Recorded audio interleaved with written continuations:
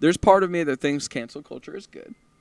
And there's also part of me that thinks that cancel culture is selectively used and weaponized. I think it's more B, but yeah. I understand why there's a lot more instances of B that like get traction in the news, but for instance, like let's talk about, I don't know, someone like say Marilyn Manson, right? Like it's weird because like in the 90s and early 2000s, the narrative that the media tried to sell us about Marilyn Manson was that he was responsible for school shootings. And while that turned out not to be really true, he was responsible for raping and abusing multiple women.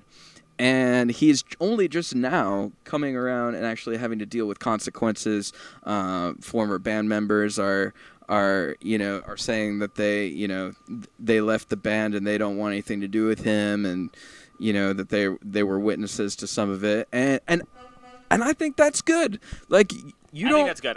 You don't want abusers having access to. But then what about and then we got to keep that line further. Like Chelsea Handler went to dinner parties with Jeffrey Epstein, but she's fucking lecturing us on how we got to behave and conduct ourselves. Bill Gates is fucking not to go on that guy all the time, but this guy is trying to dictate the public health narrative, and we're supposed to be taking fucking scientific advice from this computer nerd. And he's flown with Epstein numerous times. Like him and Jeffrey Epstein had a philanthropic business arrangement that dated back for like decades, and it's like, why is that not being investigated? Why aren't you canceling him? Like, man, it's just. I do think that there are certain people who had connections with Jeffrey Epstein that like.